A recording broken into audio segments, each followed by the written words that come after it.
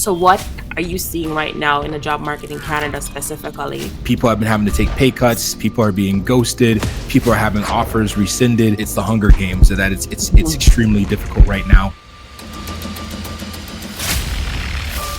I helped somebody get a new job. He was a recent immigrant from Eastern Europe. They came to Canada. They had a hard time getting a job because they didn't have Canadian experience. And then never be comfortable. I know this sounds very, very like toxic masculinity. You always want to be on edge. If you're comfortable, that doesn't mean you're growing. Whenever recruiters see a gap in your resume, people always ask you like, yo, how do I answer? Like, I always tell them that you have to understand, because they're not asking like, yo, were you broke this entire time? Like, what's up? What they're really asking for is, how did you keep your skills sharp? But I want to make it explicitly clear that education does not define intelligence. So if you don't have a post-secondary diploma, if you don't even have a degree, or you don't have even like a high school diploma, do not talk yourself out of your opportunities. I know a lot of stupid people with PhDs.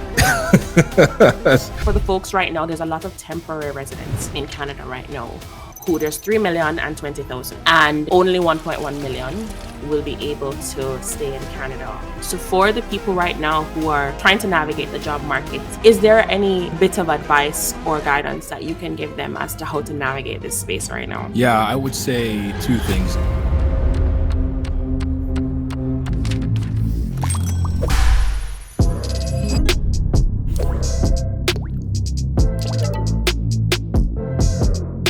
The job market. What is it like for you guys out there right now who are searching for jobs? I know a lot of people are struggling, and thankfully I have found the job father who is here to share some tips and tricks on how to break into the job market, what he can do to help you, and what you can do to help yourself. Jermaine, the job father. Welcome, welcome, and welcome. Thank you so much for having me. Absolutely. Thank you for connecting. This is the magic of networking, guys. I'll never stop promoting networking and just connecting with people. You never know how they can benefit you, you can benefit them, and how together you can benefit each other's community. So thank you so much for, being open to connecting and for being here today.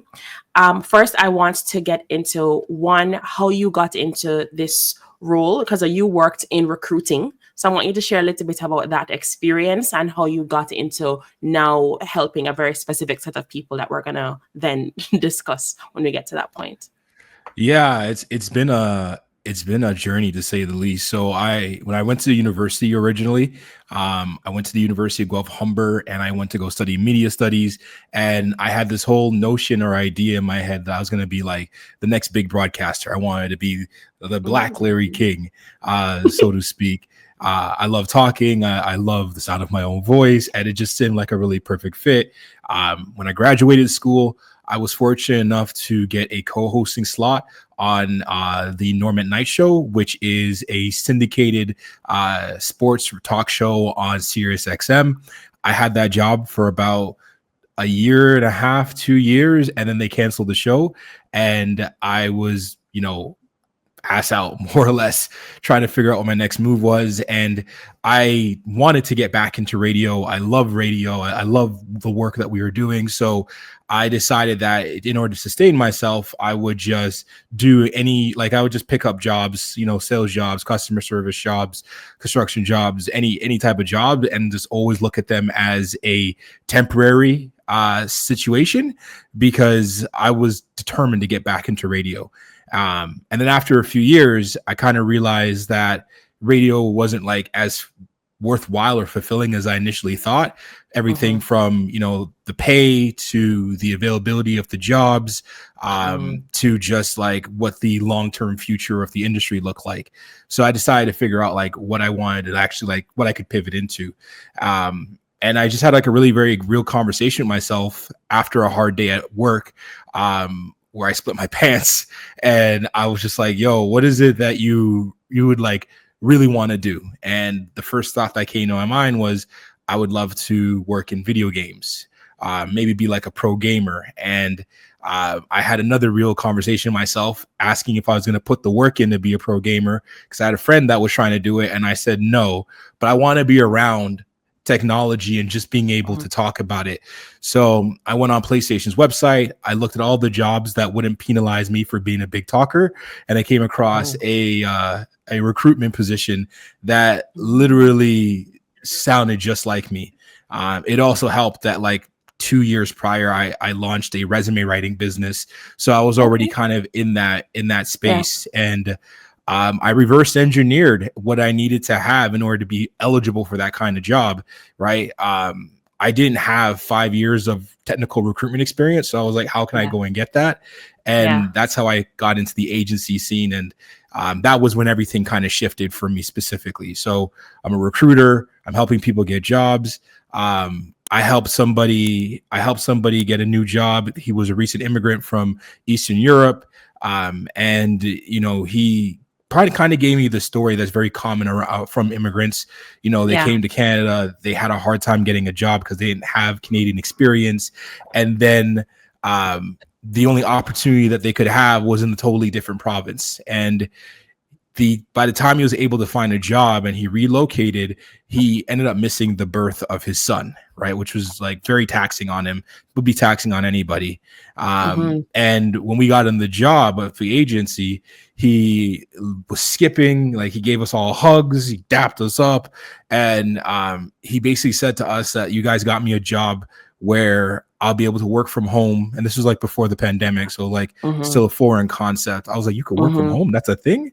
And he's like, he's like, you got me a job where I can work from home and I can walk my son to daycare every single day. And I won't ever miss another like momentous moment of his life. And I was like, that's very powerful. And then I had this thought in my head. I was like, man, I wish he was black. And I had to sit with that, and I had to like dissect like why was that my first like reaction. And I remember kind of realizing that I've been on that job for like 6 months, and I've never, like, outside of myself, I didn't see any other black people get offers or get represented or be put forward. And I was like, there's clearly a need, there's clearly a desire, especially because I keep walking and talking and like engaging with black talent, and they're just not getting put forward for jobs. So I was on the fence about trying to like specifically do something. And then I read this report from Ryerson, also known as TMU, that broke down the demographics of tech workers in Canada based on race. And black people were the least represented and also the least paid. So like that lit a fire under me, and that's where everything started, where I was like, let me try and like represent like people that look like me, advocate for us, give us opportunities. And started seeing like some real changes of like black people getting jobs from my efforts. And that's kind of how everything started. Awesome. So now it brings you to where you are right now. So you have Jupiter HR. So tell us a little bit about what you do with Jupiter HR. Yeah, Jupiter HR is a career coaching and recruitment platform. We specialize in helping people break into tech, but we have a strong passion and we champion people from the Black community specifically. Again, we work with everybody, but like the stories that we're really proud of are the ones from our Black clients or community members, because like of just the obstacles from like systemic racism to bias to like lack of opportunity that's in front of us, and like no one really celebrating those stories. We do everything from sharing free resources online, templates, scripts, notes, to making free introductions to companies that are in our referral network, to even doing things like career coaching, resume rewrites, LinkedIn optimization, and helping people with their like actual job applications.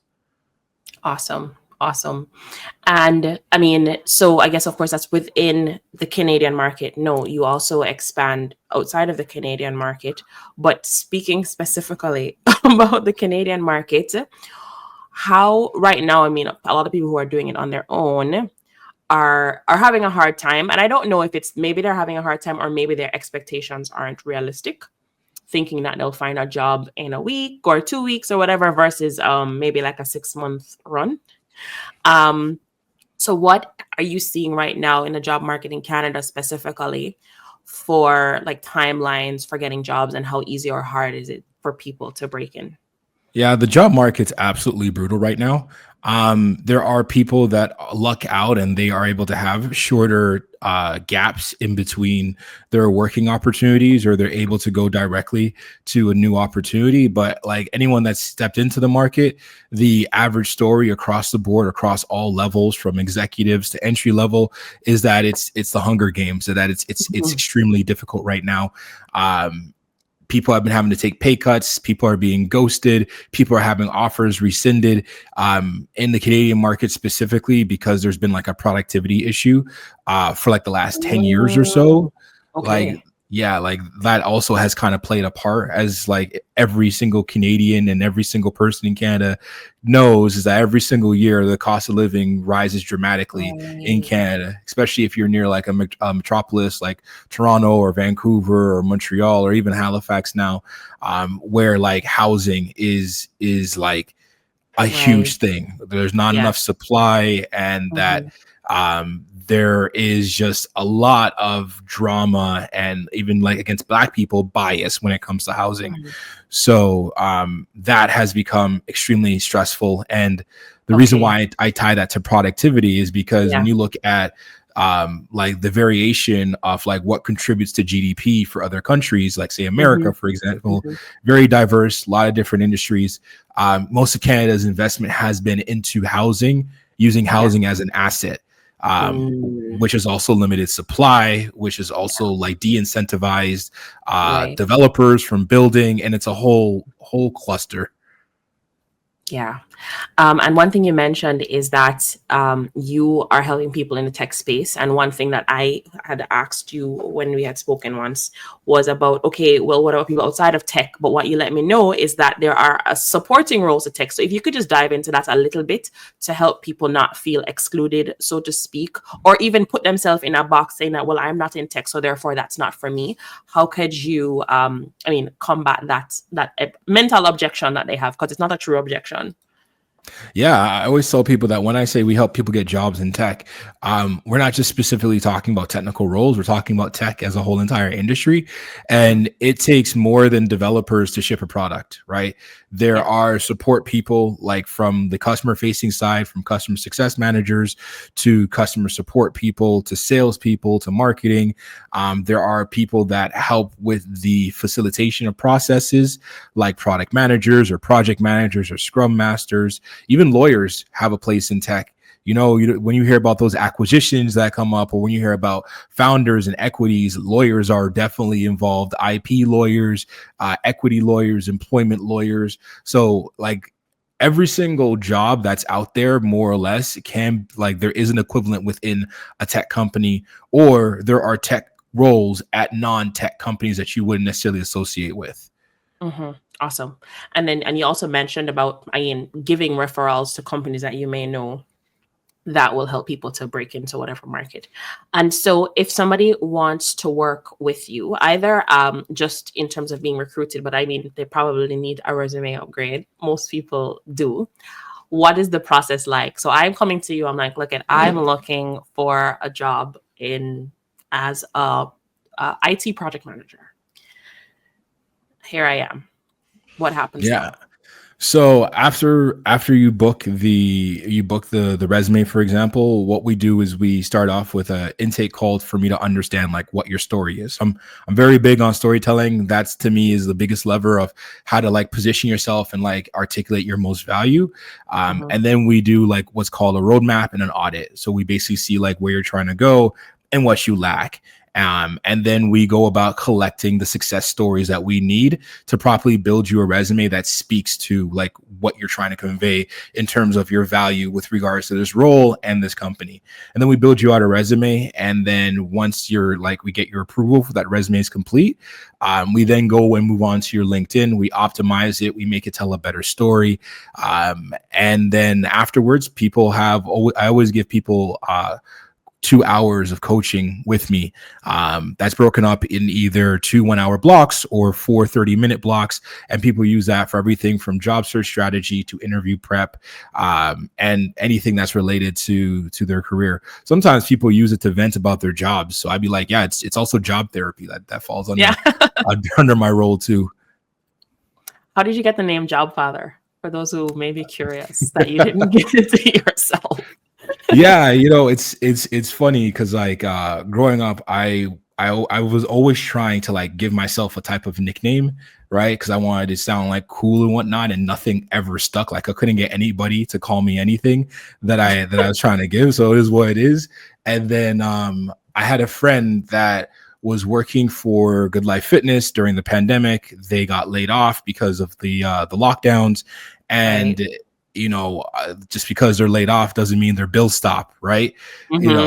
know, so he came to me for help, and we redid his resume. We reached out, we helped him with the interviews, and we got a job at a tech company that kind of blew him away. It was in the base salary, he made more in the base salary at this remote position than he did in the entirety of like what he was making at Good Life. And he when we were going over the offer together, he goes to me, he turns to me and he's like, "Yo, you got me an offer I can't refuse. You're literally the job father." And I was like, "Yo, hey, I might have to run with that. That sounds like really good marketing." And what do you know? It's the one nickname that I've That's had that has stuck. awesome. So, I mean, you are first generation Canadian, right? Yes, Your parents came from, was it Jamaica? Jamaica, both of them. Jamaica. So what was it like? So you didn't get the immigrant experience necessarily from the perspective of you having to jump through hoops to come to Canada, but your parents did. And then you were born into Canada. But what was it like for you as a child of an immigrant in Canada, in terms of maybe their expectations in terms of education, job? What was that like for you? It was, you know what? It ran counter to what a lot of people may believe when they hear about Jamaican parents. My parents were very open and supportive of how I went about forming my identity. Mhm. I think the one unfortunate aspect is that they were traumatized for how they were judged for their Yeah. accents and for speaking patois. So, Mhm. like, they literally went out of their way to ensure that I couldn't speak patois. Anytime I tried to Mm. attempt, it'd be like a slap in the mouth or a cussing. And Yeah. like, my mom used to like, my mom's from Kingston. My mom's also like, she's very blunt. And she used to say to me, she's like, "You have two strikes against you. You're black and you're a male and you're fat. Don't give them anything else to make sure you can't get a job." Oh. Right. Hmm. So like that was like one of it. But like as I was growing up, my parents thing was just like, we just want you to go to university. No one in our family has ever been to university. A couple of family members did like a couple of college courses, but no one actually went through and graduated. So they're they were I wouldn't say vague, but they were very open to interpretation on like what that looked like and what my path was, but it had to include university. The only time they quote unquote made an executive decision was when I was debating going to university for theater. And my parents pulled me aside and they were like, "Listen, we're very supportive, but we're not paying any money for you to go to school to make believe, right? You can do that on your own time, choose something else." And then that's how I went into broadcasting, because I was like, you know what? I'll become a big time broadcaster and then I'll just transition into movies and whatnot after that. But like, my parents were both big radio listeners. So like when they heard that, they were like, "That's amazing." I started doing the announcements at school. So my parents would sometimes like come to school and listen to the announcements and then go to work, which was like really cute and like really supportive. But yeah, like the job options for me, like at first I wanted to be a lawyer, so I did study a little bit of like law in high school, because again I Mhm. was looking for jobs that wouldn't penalize me for talking, because like I can't stop talking. Yeah. And my parents knew that. So like yeah, they were very supportive. They just wanted me to be able to go to school, finish school, be able to find a path, and then just have options, right? And if my mom said to me the other day, she's like, if it wasn't necessarily like you're automatically guaranteed a job, but like you have the education and you have the backing and the training to be able to figure things out, and like to not have a bias set against you because of like your education. There'll always be a bias against you because you're black, but like at the very least, they can't say that you're stupid. Awesome, awesome. And I mean, hopefully now, I mean, I hope the world changes faster than it has in the past. I Mm. mean, COVID has done a lot for creating, I guess, giving the people the idea to create their own thing. And then with the advent of the internet doesn't see color. I mean, I'd like to think so anyway, right? That they don't see color. There's no bias that we know of right now in the front end of that. So for for the folks right now, there's a lot of temporary residents in Canada right now who there's 3,020,000 mash. And only 1.1 million will be able to stay in Canada between now and 2027, which means that more than half of them will have to go home. But for the 1.1 million that can stay or will be afforded the opportunity to stay, a lot of their efforts will have to be aligned with a job, a specific job in a specific industry, probably in a specific part of Canada. Which may entail some level of relocation, different things, and there's not many seats on the bus. Each year, even though it's from now to 2027, 1 million people sounds like a lot, but each year is where it's spread out across each year.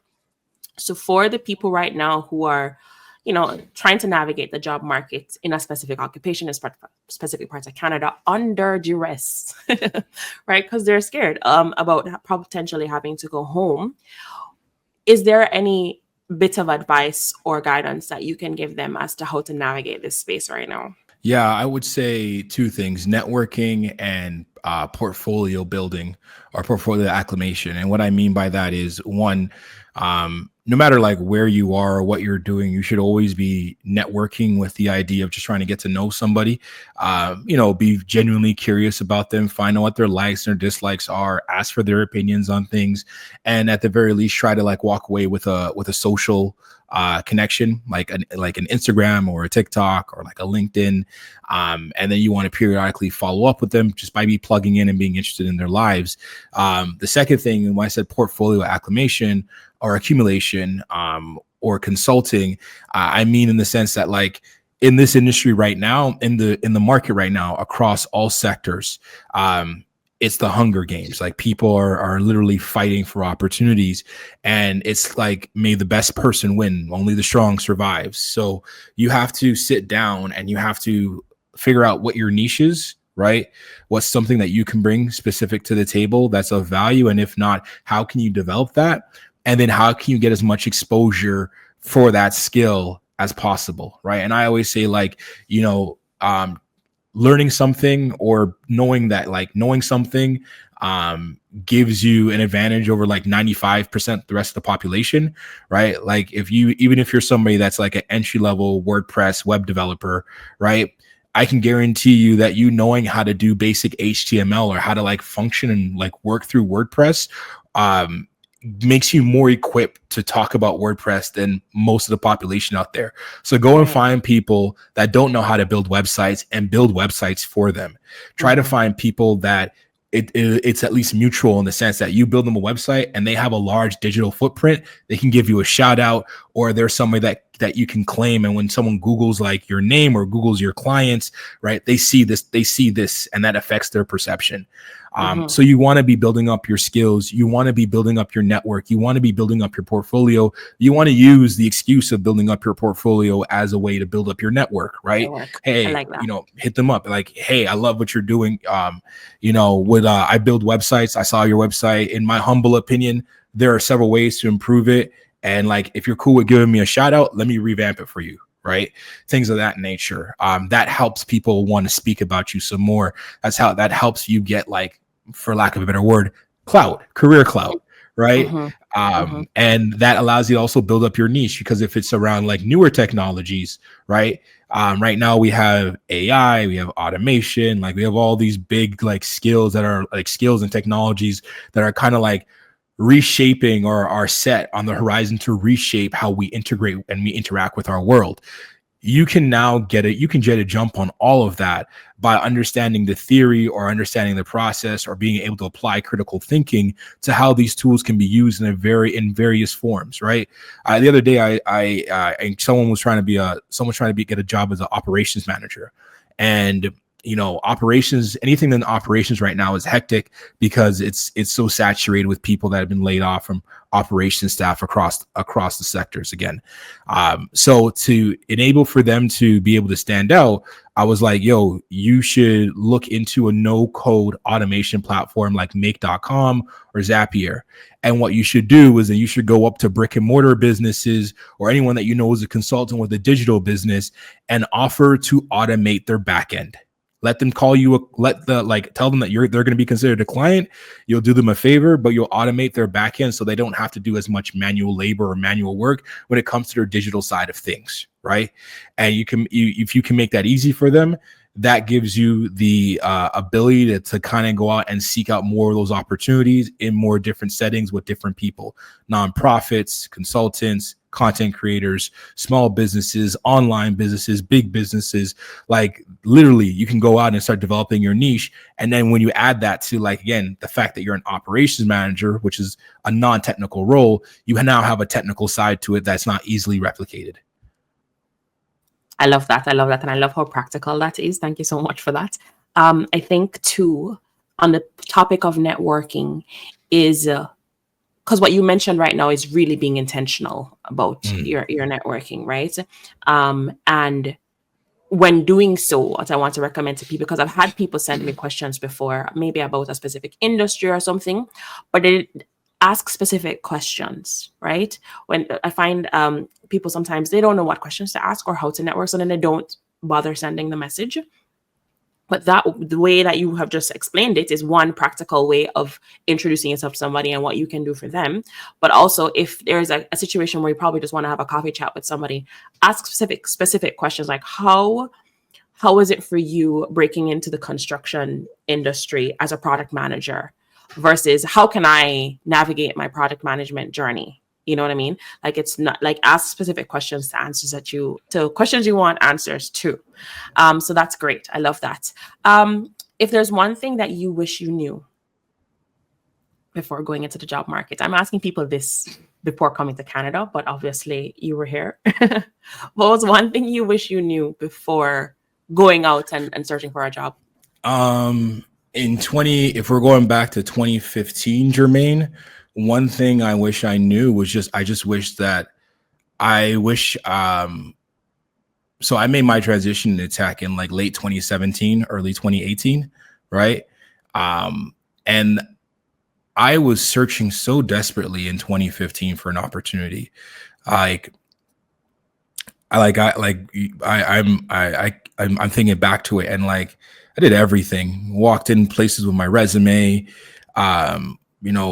emailed people, worked for free. I did so much to try and get a leg up, and I never considered a job in tech, or I never considered that my skills would be applicable in other sectors or formats, or that would have value in spaces that I deemed as too hard or too technical. I'd even allow myself to take a shot, right?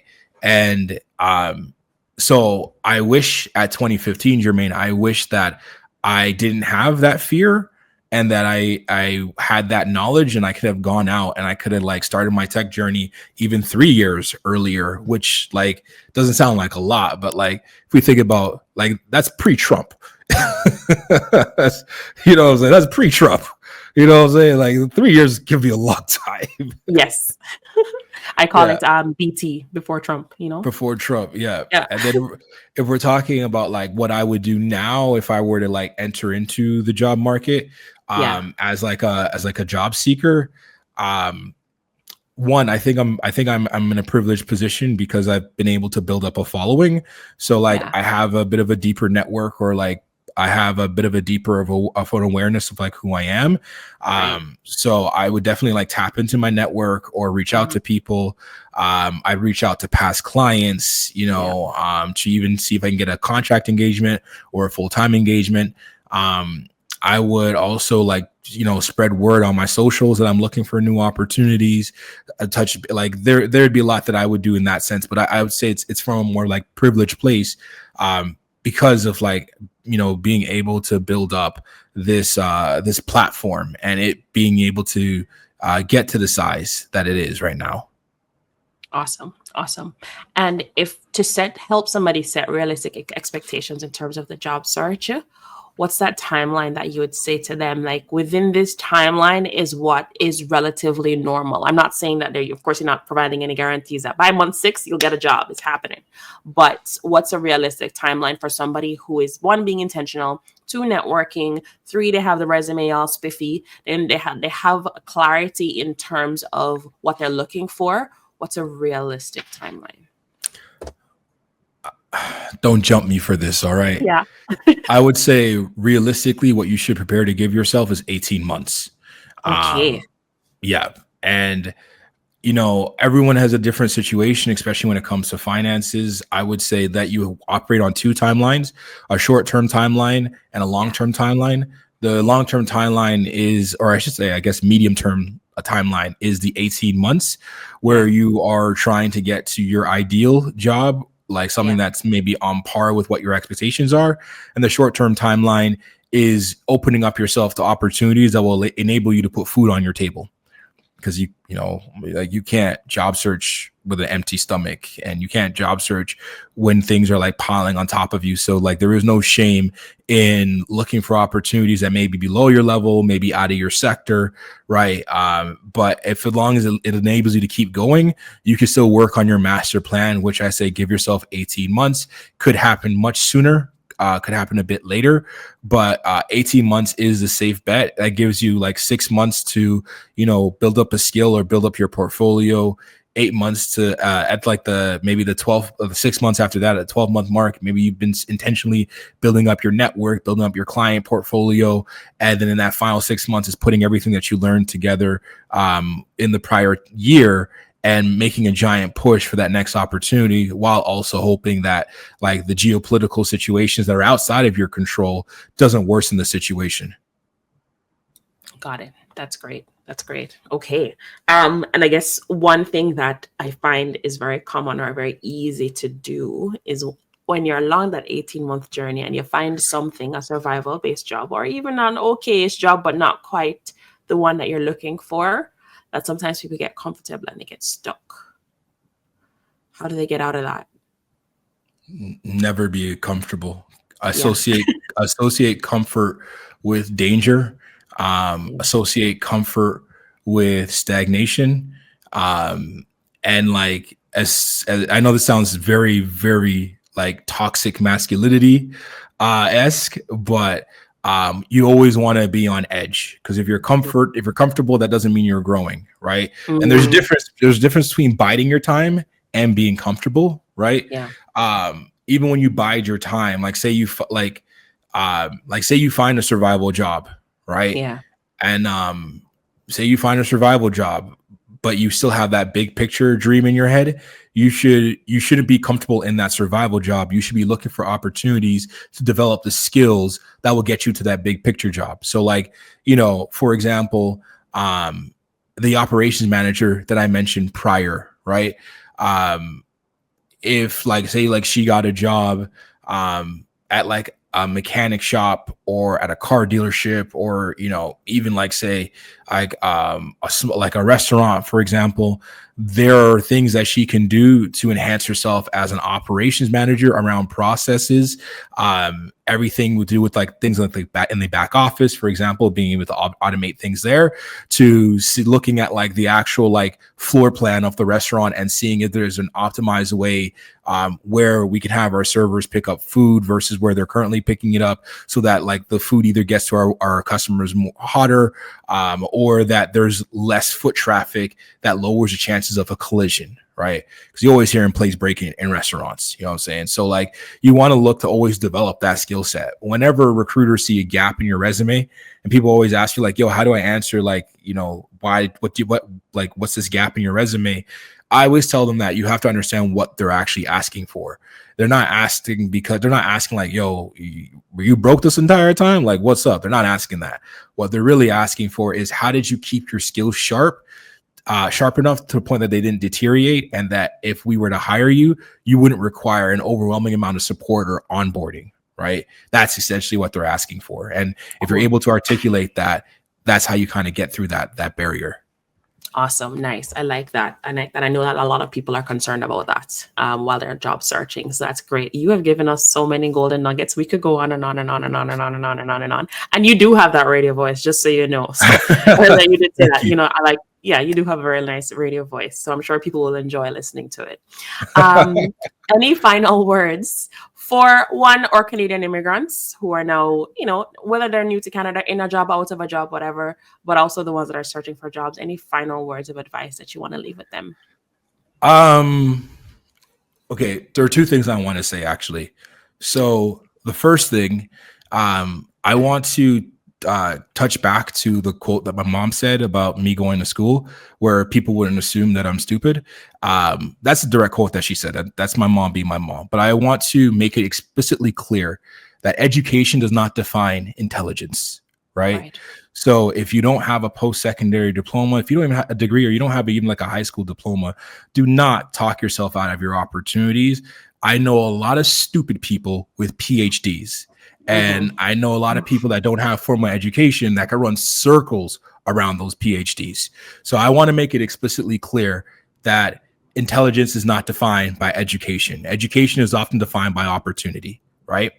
And secondly, the thing I want people to always be aware of is that even if you have no intention of becoming an entrepreneur, you should always have what I call as a hustler's mentality. And that is looking at skills, looking at resources, looking at systems that you can intake, that you can imitate, that you can remake, and making them your own so they can further your own goals, whether that is entrepreneurship, whether that is for your career, whether that's just for your development as a person.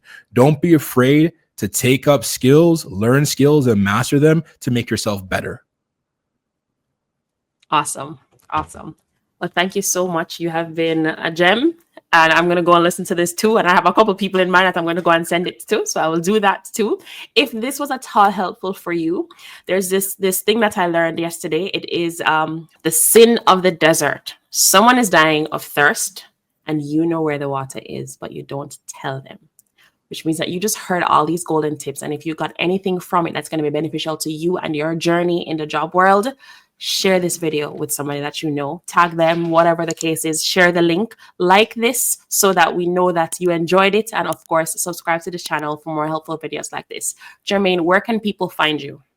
You can find me on all major social platforms, but I'm most prevalent on LinkedIn and Twitter. I will always call it Twitter, and Instagram.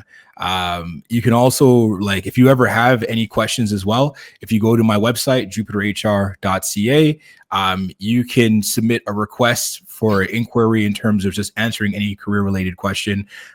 Feel free to drop some asks in there. Happy to email you back some solutions. And I appreciate the time. Thank you so much for the invite, Christina.